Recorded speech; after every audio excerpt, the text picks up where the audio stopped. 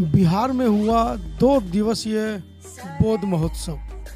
जी हाँ, राष्ट्रीय बौद्ध महासभा के तत्वाधान में बिहार प्रांतीय बौद्ध महोत्सव का आयोजन दिनांक 10 व 11 सितंबर को किया गया। बहुत ही महत्वपूर्ण ये कार्यक्रम रहा।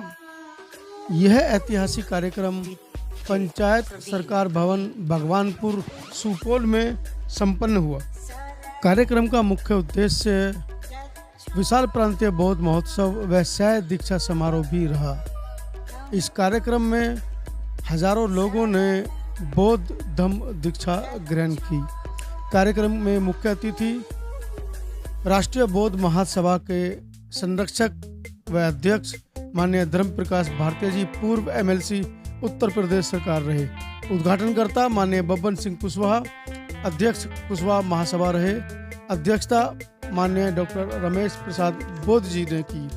आइए देखते हैं संत आवाज टीवी पर आपके लिए ये खास खबर। देखिए, राष्ट्रीय बौद्ध महासभा के तत्वाधान में ये 2 दिन का बौद्ध महोत्सव आयोजित किया गया। तो मैं सबसे पहले तो आयोजक साथियों को और जिन्होंने भी इस महोत्सव में भाग लिया है, जिनका सहयोग किया, उन सबका धन्यवाद ज्ञापन करना चाहता हूँ। दूसरा, मैं अपील करना चाहता हूँ कि हमारा देश कभी सोने की चिड़िया था, हमारा देश कभी विश्व गुरु था, लेकिन ऐसा भाषण देने वाले लोग कभी ये तारीख नहीं बताते, वो समय नहीं बताते कि वो समय कौन सा था। तो हम ऐसे सम्मेलन करके, इस किस्म के कार्यक्रम करके भारत के 140 करोड़ लोगों को ये बताना चाहते हैं कि जब देश को सोने की चिड़िया कहा जाता था, भारत को दूध और दही की गंगा बहाने वाला देश कहा जाता था, जब भारत को विश्व गुरु कहा जाता था, तब वो जो काल था वो मौर्य शासन काल था, बौद्धों का शासन काल था, भगवान गौतम बुद्ध की शिक्षाओं के अनुसार चलने वाला राजपाट था, राजा थे। जब से उसको भारत से खत्म किया है पुष्पमित्र सिंह ने धोखे से, और तब से मनुवादी व्यवस्था हमारे देश में कायम हुई है। जब से हमारा देश बहुत कमजोर हो गया है, कई टुकड़ों में बट गया है। यहाँ से अफगानिस्तान बन गया, पाकिस्तान बन गया, बांग्लादेश बन गया, अनेक देश बन गए, हमारी शक्ति कम हुई है। और आज हम देखते हैं कि विदेशों का जो कर्जा हमारे ऊपर है, तो आप ये मानकर चलिए कि सरकारी आंकड़े के अनुसार $1,31,000 कर्ज हमारे देश के ऊपर है। यानी हमारे देश में कोई बच्चा पैदा होता है, चाहे वो अडानी अंबानी के घर क्यों ना पैदा हो, वो भी 1 लाख रुपए का कर्जदार पैदा होता है। तो हमारे देश की ये हालत कैसे हुई है? जो देश दुनिया को ज्ञान देता था, दुनिया को धन देता था, दुनिया को पूरे संसार को उपदेश देता था, वो देश भिखारी कैसे बन गया? तो वो बना है एक वर्ण व्यवस्था के कारण, जातिवाद के कारण, और विशेष रूप से मनुवादी व्यवस्था के कारण। तो जब तक मनुवादी व्यवस्था को खत्म करके पुनः भारत में मानवतावादी व्यवस्था अर्थात बुद्ध की श्रमण संस्कृति का निर्माण नहीं होता, तब तक हम अखंड भारत नहीं बना पाएंगे। बाबा साहब डॉक्टर अम्बेडकर जिन्होंने संविधान बनाया है, उनके जीवन में 2 संकल्प थे, प्रबुद्ध भारत और बौद्धमय भारत। प्रबुद्ध का मतलब होता है भारत का प्रत्येक नागरिक पढ़ा लिखा हो, बुद्धिमान हो और निर्धन ना हो। अमीर गरीब हो सकता है, लेकिन निर्धन ना हो, घर मकान रोटी कपड़ा शिक्षा। तो उसको काटने के लिए जो एक वोट एक मत का जो अधिकार है, यही एक विकल्प बचता है कि इसको हम कैसे बचाएं, कैसे सुरक्षित रखें। क्योंकि हमारे बनते जी भी हैं और हमारे राष्ट्रीय अध्यक्ष महोदय पूरे देश में इनका कार्यक्रम लगा रहता है। ये हमेशा भ्रमण पे ही रहते हैं, हमेशा हम जैसे लोगों को संगठित करने में ही लगे रहते हैं। तो हम अपना समय शॉर्ट करते हुए, कम करते हुए, मैं आदरणीय भंते जी को और आदरणीय अध्यक्ष महोदय को समर्पित करती हूँ। इन्हीं चंद शब्दों के साथ नमो बुद्धाय, जय जय। नमो बुद्धाय जी आदि आजादी का प्रतिनिधित्व भी कर रहे थे हमारे अंजू गाची। एक बार जोरदार ताली से जब घर की महिलाएं जीवेंगी तो वास्तव में हमारा पुनर्जागरण होगा। बनेगा, देर इज नॉट ओवर। आपके बीच अंधविश्वास भगाओ देश बचाओ मुहिम चला रहे भंटे बुद्ध प्रकाश जी, जो कि जादू दिखाएंगे। स्कूली बच्चे बैठे हैं, आपके बीच अब जादू दिखाया जाएगा। और ये कार्यक्रम मैं बता रहा हूँ कि आज बौद्ध महोत्सव का दूसरा अंतिम दिन है और अंतिम पानी का समय है। अंतिम सत्र में हम लोग बैठे हैं। एक दो वक्ता के बाद आप जादू को देखेंगे, तो हम बिना समय गवाए आग्रह करेंगे इंजीनियर हरिश्चंद्र मंडल सर को आए और अपनी बात को रखें। इंजीनियर हरिश्चंद्र मंडल किसी परिचय के मोहताज नहीं है और इस मोमेंट में दिन रात नौकरी पेशा में रहते हुए भी अथक प्रयास करते हैं और उनका प्रयास है कि ये समाज बुद्ध से जुड़े, अम्बेडकर से जुड़े, अपने पूर्वज से जुड़े, अपना इतिहास को जाने। आइए इंजीनियर एक बार जोरदार ताली से इनका स्वागत करें।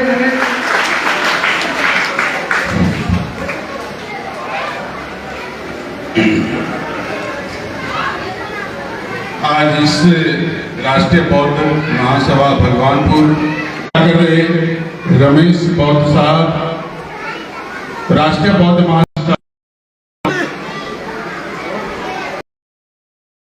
राष्ट्रीय अध्यक्ष, आदि आबादी का प्रतिनिधित्व कर रही अंजू बौद्ध और इस कार्यक्रम को ये जो सांस्कृतिक विरासत है इस बहुजनों का और भारत का, जिसको आप महाभारत कहते हैं, वो महान भारत, वो ग्रेटर इंडिया जो कभी ईरान से म्यांमार बर्मा तक, जिसके अंदर इंडोनेशिया से लेके सारे, जिसको बाली दूध भी कहा जाता है, ये सारे क्षेत्र आते थे, जिसको अगर भारतीय हैं और भारत के संविधान को मानते हैं तो उसे मानवतावादी सिद्धांत को अपनाना ही पड़ेगा, उसे टीक टीका और जनेऊ से मुक्ति पाना ही होगा। अगर भारत को जो लोग नहीं मानते हैं वो निश्चित तौर पर वो देशद्रोही है, राष्ट्रद्रोही है। सबसे पहले तथागत भगवान बुद्ध के चरणों में अपने को समर्पित करते हैं।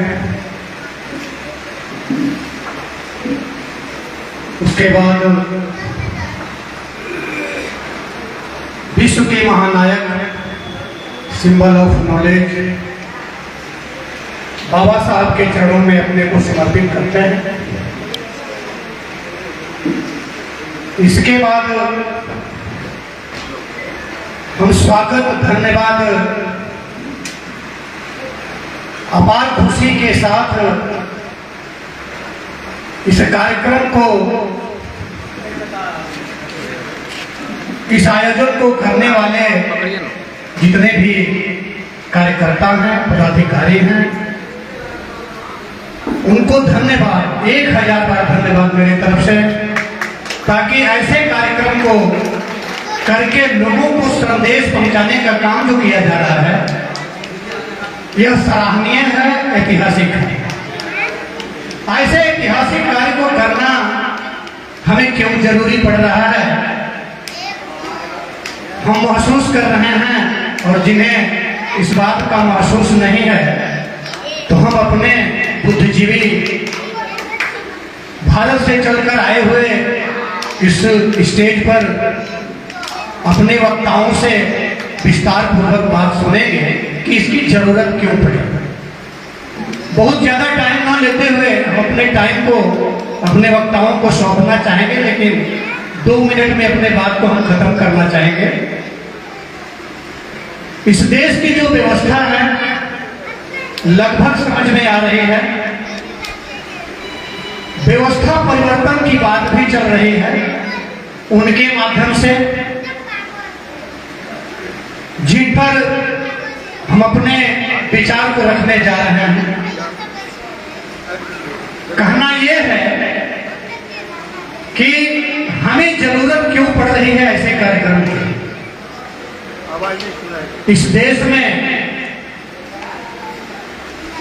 ईसाई आए, इस देश में मुसलमान आए, बाहर से आए, इस देश में बहुत सारे लोग आए जिनके इतिहास को हम लोग लगभग जान रहे हैं। आप मुसलमानों, एक मुसलमान को अगर आप कुछ कह देते हैं, वो इंटरनेशनल समझ में आनी चाहिए, इंटरनेशनल इशू बन जाता है, मुद्दा बन जाता है और हंगामा खड़ा होता है। एक ईसाई पर कुठाराघात होती है तो इशू बन जाता है, लेकिन हम इस देश के मूल निवासी, इस देश के बहुजन के मां बहनों के साथ, बच्चों के साथ जो व्यवहार होते हैं उसका इशू इस देश में नहीं बनता है। इसका मतलब ये समाज आज भी कमजोर है। पानी पीने पर विद्यालय में जहां शिक्षक और शिष्य का रिश्ता माँ और बेटे और बाप और बेटे के रिश्ते से अधिक होता है, वहां भी आज बच्चे की जान ले ली जाती है इस समाज के लोगों के साथ। इसका मतलब यही हुआ कि आज भी हम कमजोर हैं। हम कमजोर हैं तो इसकी जरूरत है हमें मजबूत करने के लिए।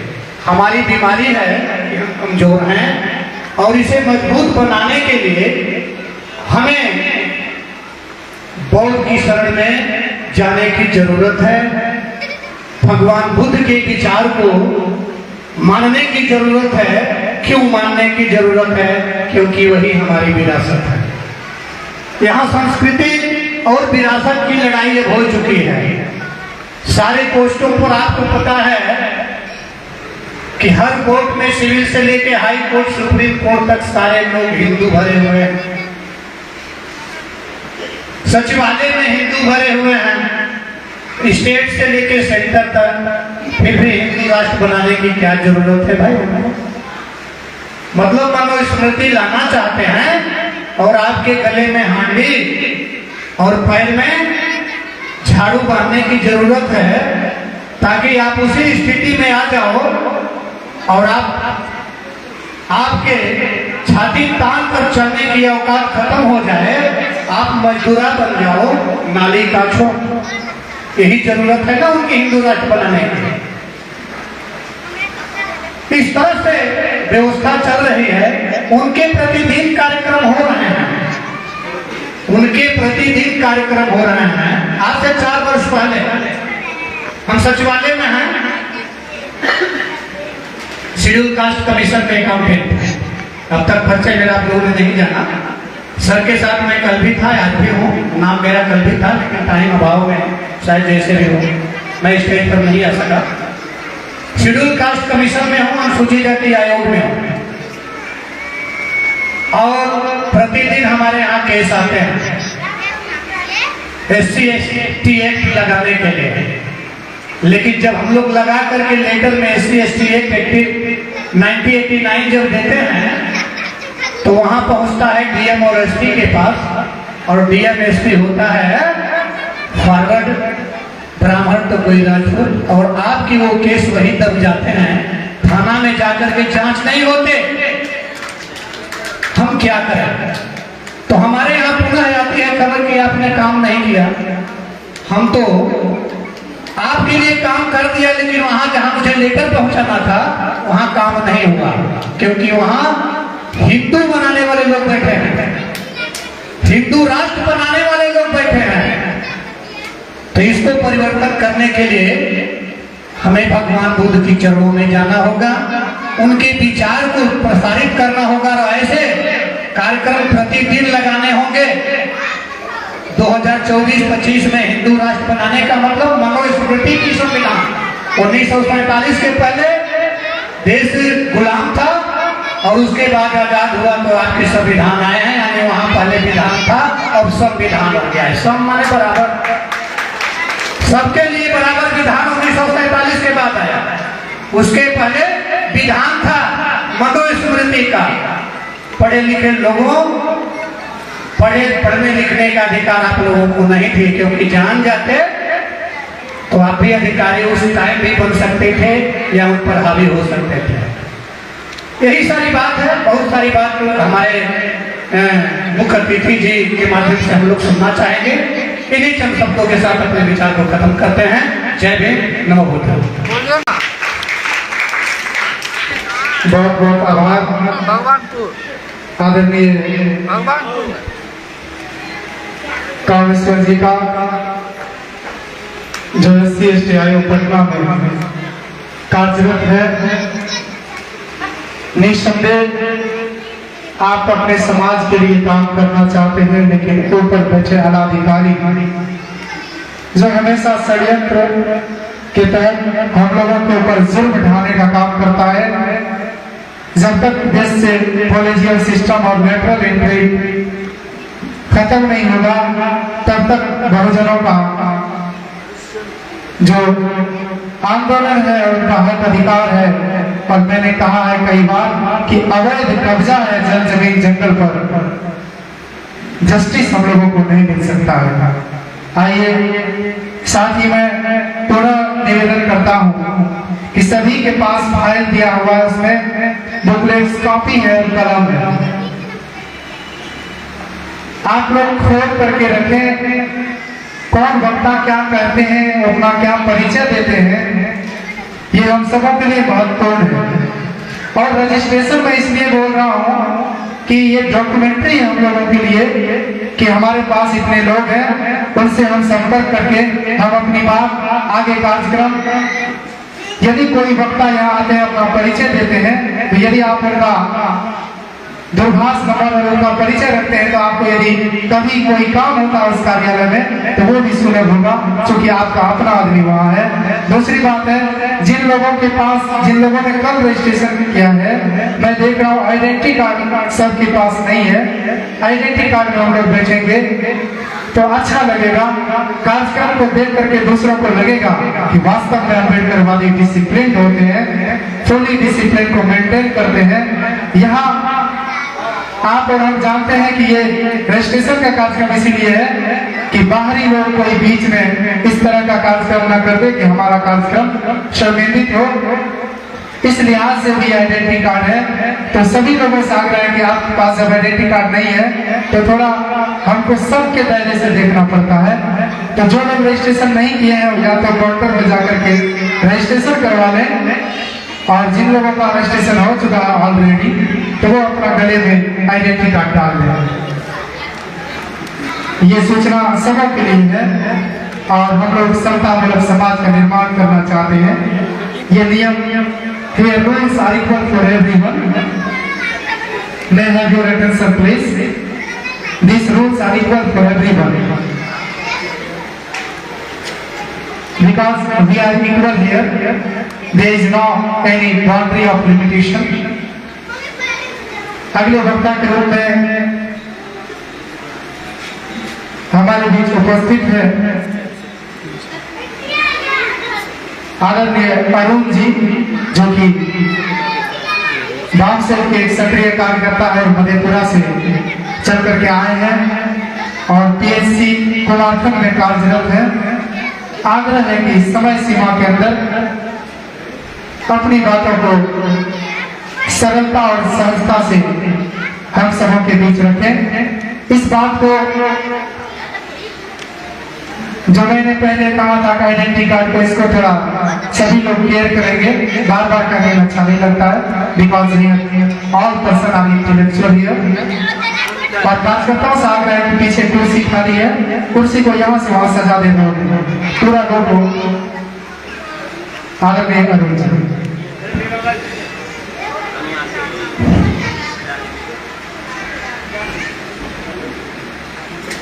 इस कार्यक्रम का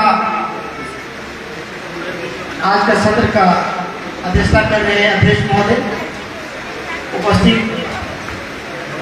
बुद्धिजीवी सज्जन भाई बहनों, सभी को मेरी तरफ से जय भीम नमोदय। ये जो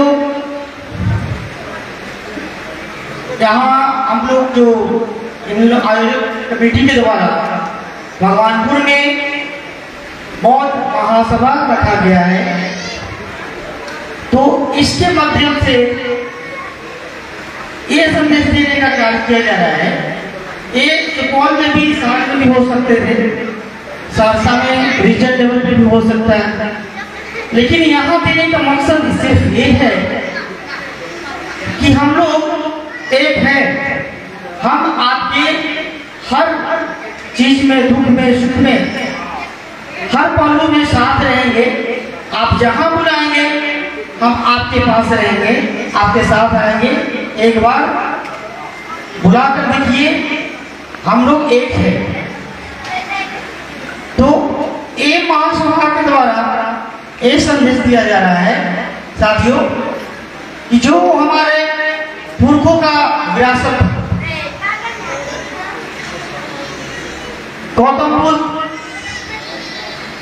के बाद जो हमारे महापुरुष ज्योतिबा फुले, छत्रपति शिवाजी महाराज, पेरियार रामास्वामी नायकर, पेरियार ललित यादव, बीपी मंडल, जितने भी हमारे महापुरुष हैं, जगदेव प्रसाद कुशवाहा, इन लोगों के द्वारा एक मैसेज छोड़ा गया और बहुजनों के लिए जीने का काम किए।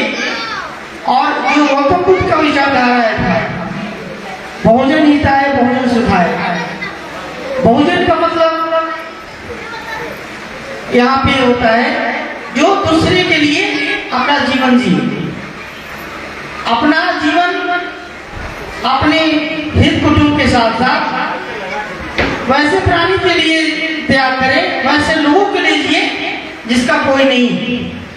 और इस सभा के द्वारा जो भी हमारे आप बींग हैं, इनके द्वारा सिर्फ ये बताया जा रहा है कि जो भी आप कार्य करते हैं, अपने एक्टिविटीज करते हैं, वो अनुपालन करना होगा और उसके थ्रू तभी हम लोग विजिबल दिखाई देगा। जो हम बोलते हैं वो करेंगे। जैसे एक एग्जाम्पल में बताया था इन्होंने कि हमारे पुरखों ने भी पहले इसका एग्जाम्पल करके बताया था। ज्योतिबा फुले का फादर जो गोविंदराव फुले थे, उनको जब ज्योतिबा फुले ने स्कूल खोला महिलाओं के लिए 1848 ईस्वी में, पहले पढ़ने के लिए पुरुष तो महिला तो क्या पुरुष का भी प्रतिबंध था, नहीं पढ़ाई किया जाता था, नहीं दिया जाता था। तो उनको द्वारा जब खोला गया तो वहां से ये बताया गया, उनके फादर को वहां के पेशवाओं ने बोला कि तुम्हारे बेटा जो ज्योतिबा फुले ये गलत कर रहे हैं, महिलाओं को शिक्षा दे रहे हैं, बिगाड़ रहे हैं। महिलाओं का कार्य शिक्षा लेना नहीं होता है, पढ़ाई करना नहीं होता है, केवल घर का कार्य संभाले। तो उनके पास दो ऑप्शन दिया गया, उनके फादर से बोला गया कि या तो तुम महिलाओं को पढ़ाओ या तो घर पर छोड़ दो। ज्योतिबा फुले ने घर छोड़ना आसान समझा, उन्होंने घर छोड़ दिया, लेकिन पढ़ाने के लिए नहीं छोड़ा। तो ये जो अपना त्याग उन्होंने दिया, अपने सारा सुविधा उन्होंने त्याग किया और बहुजनों के लिए किया, उसमें उनका कोई स्वार्थ नहीं था। आज के दिन इसके बाद भी जो आती है, बाबा साहब डॉक्टर बी आर अम्बेडकर के एग्जाम्पल हम लोग देख सकते हैं।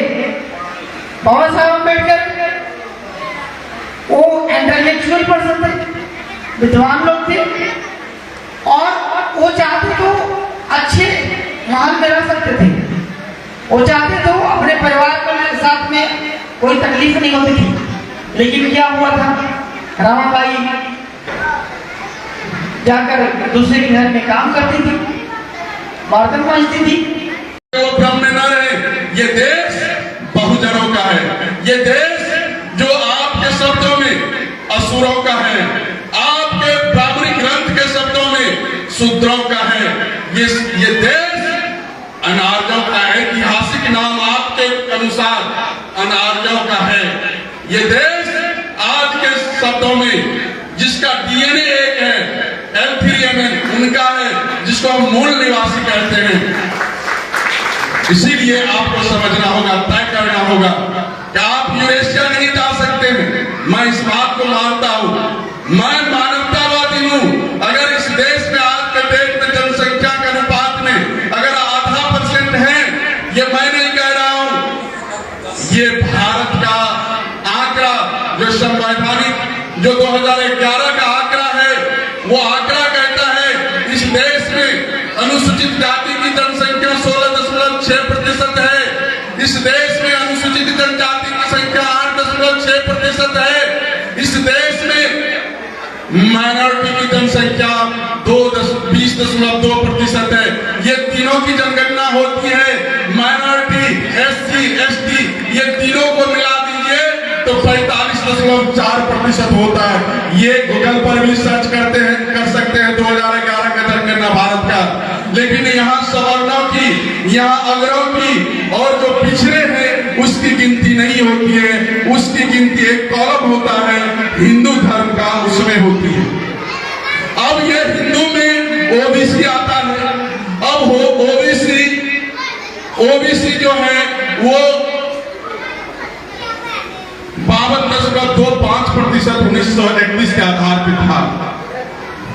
और आज अगर काउंटिंग करे, जनगणना करे, तो वो अगर उसको उतना ही मान लिया जाए 52.2%, और SC ST माइनॉरिटी का गिनती होता है। अगर ये दोनों को जो तीनों चारों को जोड़ दिया जाए, ओबीसी, माइनॉरिटी, SC ST, तो ये 97.6% होता है। दोस्तों, आप 85-15 की बात करते हैं, 85-15 की बात 31 की है, 1931 की है।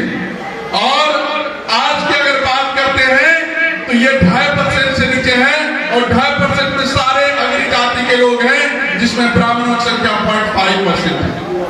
ब्राह्मणों की संख्या 0.5%, लेकिन उसमें राजपूत है, भूमिहार है, तमाम अग्री जातियां हैं, उनका कोई राजनीतिक अधिकार नहीं है।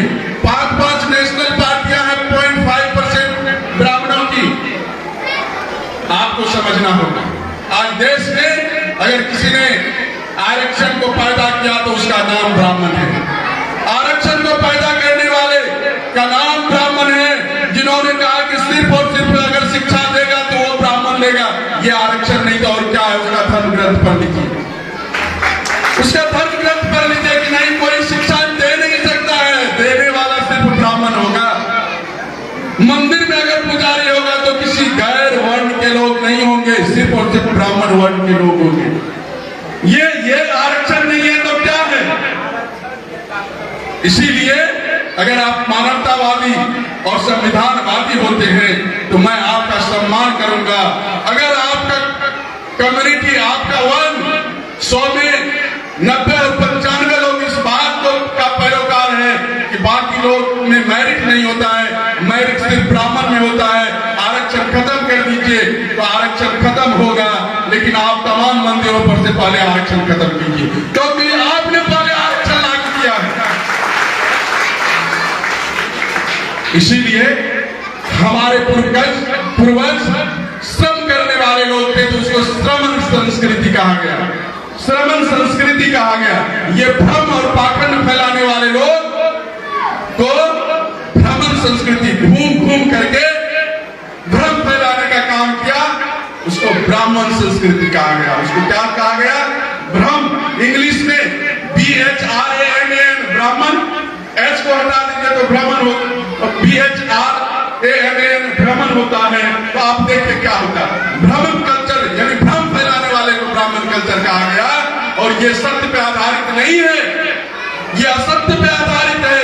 इसीलिए सत्य को जाने, सत्य को जाने। यही प्रधानमंत्री जब जाते हैं यूएनओ तो क्या कहते हैं, हम बुद्ध के देश से आए, हम बुद्ध के देश से आए। ये नहीं कहते कि हम राम और कृष्ण और तमाम 33 करोड़ देवी देवताओं के देश से आए। वहां क्या कहते हैं, बुद्ध के देश से आए। और जब भारत लौट करके आते हैं तो उसे बुद्ध के विरुद्ध, उसे ज्ञान के विरुद्ध युद्ध छेड़े। ये है हमारे देश के प्रधानमंत्री पाकिस्तान। आपको समझना होगा, आपको समझना होगा कि आपका इतिहास क्या कहता है। अरे आप तो सिंधु घाटी सभ्यता के निर्माता हैं, पूरे विश्व में कांस्ययुगीन सभ्यता कहा जाता है। उस सभ्यता के हमारे पूर्वज पुरोधा है, हमारे पूर्वज उस सभ्यता के मालिक थे। इसलिए समझना होगा, ये गौतम सिद्धार्थ गौतम बुद्ध तथागत गौतम बुद्ध, ये 28वां बुद्ध है। आपको जानना होगा इतिहास। अगर नहीं जानोगे तो बाबा साहब के शब्दों में हम समाप्त हो जाएंगे। इतिहास जानना होगा कि आपके पूर्वजों के साथ जिसने अन्याय और अत्याचार किया, क्योंकि मैं बुद्ध था, मैं मानवतावादी था, मैं मानव मानव में विभेद करने वाले नहीं थे। लेकिन ये यूरेशियन आर्यन लोग ये जानते थे कि ये निरपराध है, ये मानवतावादी है, इसको छल से, बल से, कपट से कैसे पीछे किया जा सकता है। उन्होंने इस काम में महारत हासिल की और हमारे शुद्ध बुद्ध लोगों को उन्होंने शूद्र घोषित करके शिक्षा, सत्य और संपत्ति रखने से बेदखल किया। ये रामायण में सम्मुख ऋषि का उदाहरण है। रामायण में रामचरितमानस में राम बोला तुम्हें अर्थात तुलसीदास ने लिखा है, ब्राह्मणों ने लिखा है, इस सापत तारत पुरुष कहंता, पूज्य विप्र सका वही संता, पूज्य विप्र शिव गुणहीना, पूज्य शूद्र गुण ज्ञान प्रवीणा।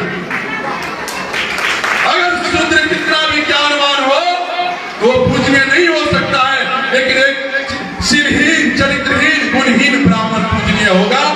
ऐसा लिखा हुआ है रामचरितमानस में। आप क्या कह सकते हो, रामास्वामी ने 1968 में ऐसे रामायण को, ऐसे ब्राह्मण ग्रंथ को का होलिका जलाने का काम किया, लेकिन आपको पता नहीं है।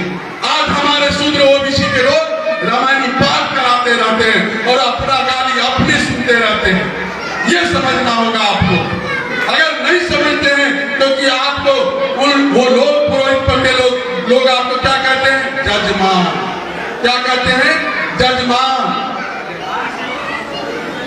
ऋग्वेद के बाद यजुर्वेद होता है। यज्ञ करने वाले लोग को ब्राह्मण जो करवाते थे उसको जजमान कहा गया। मतलब मैं जज हूं, तुम मान लो। और ये मानने की प्रथा, जानने की नहीं, मानने की प्रथा, मानने का ठेकेदारी तो ब्राह्मणों के पास। ये सारे लोग जजमान हो गए। उन्होंने कहा तुम घी में घी, गोबर में घी डालो, तो हमने डाल दिया। उन्होंने कहा कि गणेश का पूजा करो, गणेश प्रथम गुरु है, तो हमने मान लिया। क्यों मान लिया भाई? जाने क्यों नहीं कि जब इंसान के शरीर पर इंसान का सिर कोई नहीं लगा सका तो जानवर का से ये सिर कैसे लग गया? कभी आपने तर्क किया?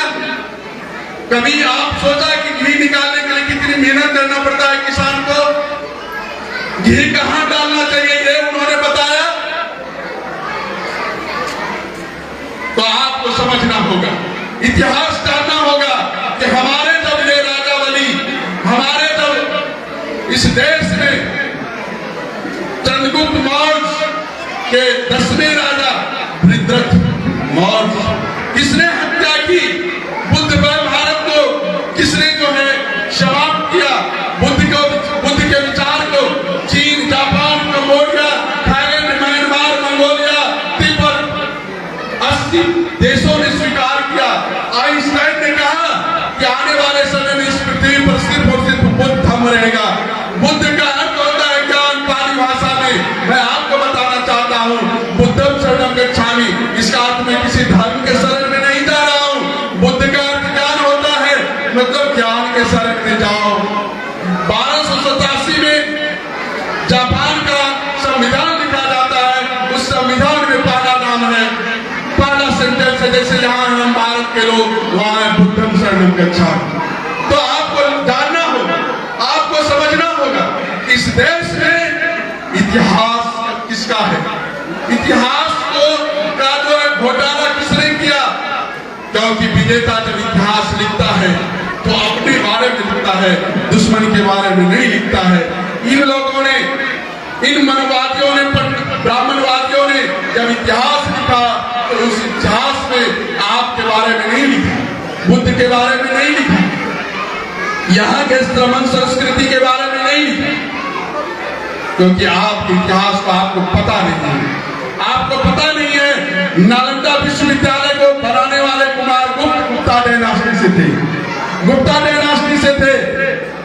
अशोक महान का नाम पूरे विश्व में जाना जाता है, जिन्होंने अपने बेटी और बेटा को इस बौद्ध मतलब ज्ञान के प्रचार के लिए, इस मानवतावादी पंचशील के प्रचार के लिए श्रीलंका तक भेजे और 7 साल तक बौद्ध भिक्षु के रूप में प्रचार प्रसार किए। और भारत ही नहीं, पूरे संपूर्ण एशिया महाद्वीप के को उस समय जबकि यातायात का इतनी साधन नहीं थी, ये मोबाइल का युग नहीं था, तब उन्होंने पूरे विश्व को अपने ज्ञान से प्रकाशित किए। लेकिन उस ज्ञानोदय तथागत गौतम बुद्ध के विचार को भारत से किसने उन्मूलन किया? कौन है वो दुश्मन? कौन है वो आताताई? कौन है वो अमानवीय लोग? आपको जानना होगा। आप जिसको ब्राह्मण देवता कहते हैं, जिसको आज भी झुंड का झुंड आप जाते हैं मंदिर में दान देते हैं, वो आपको ऊंचा उठाने के लिए नहीं, खुद को ऊंचा उठाने के लिए बिना काम किए हुए आपके श्रम पर वो पलता है। आप श्रमजीवी लोगों को, वो जो पैरासाइट परजीवी लोग हैं, वो आपको गुलाम बना के रखा है। इसलिए आपको समझना होगा कि गुलाम बनाने वाले का धर्म जो पाखंड और तार्किक अंधविश्वास पर आधारित है, और जो आज के देश में जो इस देश में बहुसंख्यक आबादी है 97%, वो समाज आज ब्राह्मणों का गुलाम है। सामाजिक, आर्थिक, राजनीतिक, सांस्कृतिक सब रूप से गुलाम है। आपको इतिहास जानना होगा कि ये जो गुलाम बनाने वाले लोग हैं, जो विदेशी यूरेशियाई, जिसका डीएनए हम नहीं कह रहे, आज पूरा विश्व जानता है, वो खुद जानता है, उपनयन संस्कार में बताया जाता है उसको, उसका डीएनए R1A1 है, हम लोगों का डीएनए L3MN है। आपको समझना होगा, जानना होगा, क्योंकि आप जो विश्व को ज्ञान दिए तथागत गौतम बुद्ध, आप उसके संतान हैं, आप उसके संतान हैं, ये समझना होगा, जानना होगा, वो आपके पूर्वज हैं। इसीलिए यहाँ उपस्थित माता एवं बहनें, यहाँ उपस्थित हमारे तमाम बुद्धिजीवी क्रांतिकारी साथियों, आप अगर इतिहास को नहीं जानोगे तो ये गुमराह करने वाले लोग, पाखंडी लोग, जो 16 संस्कार को लेकर के, गर्भाधान पुष्पवंश से लेकर के अंत्येष्टि के बाद भोज, मृत्यु भोज भी करवाते हैं, और आपका जन हानि होता ही है, लेकिन धन हानि भी होता है, बौद्धिक हानि भी होता है, आर्थिक हानि भी होता है, और बाद में 1 साल बाद भी गया था कि गजानी भोज करता है, बहुत गया को उन्होंने कर्मकांड का स्थल बना दिया। तो आपको समझना होगा, समझना होगा।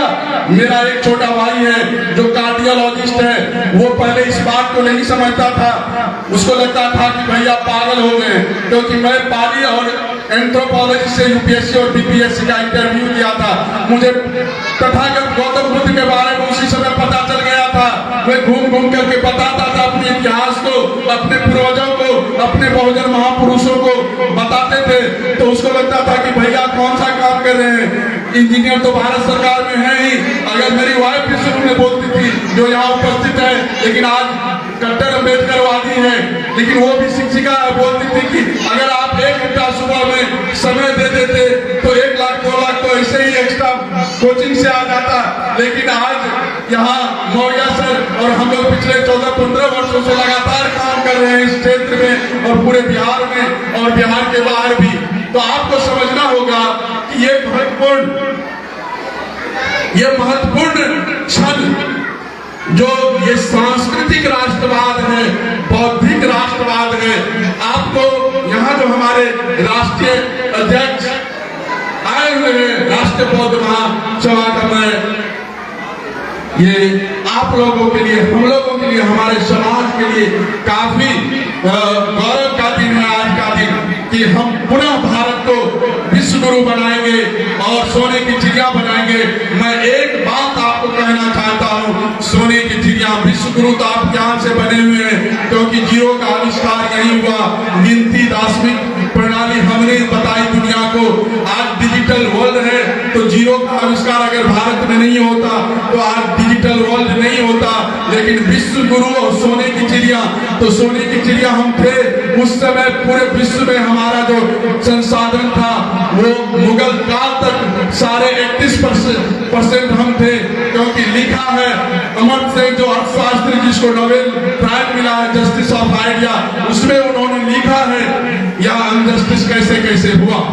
तो साथियों बस एक बात 2014 का खास करके हमारी माता एवं बहनों के लिए कि आप मंदिर जाते हैं या हमारे जो लोग मंदिर जाते हैं उस मंदिर का ऑडिट रिपोर्ट है, उस भारत सरकार का 2014 का गूगल पर सर्च कर लीजिएगा कि 2014 का 4 मंदिरों का ऑडिट रिपोर्ट उसमें आ जाएगा सारा, जिसमें इंडिया टीवी, जी न्यूज, NDTV सबका रिपोर्ट उसको जो बोला गया है वो आ जाएगा आपको।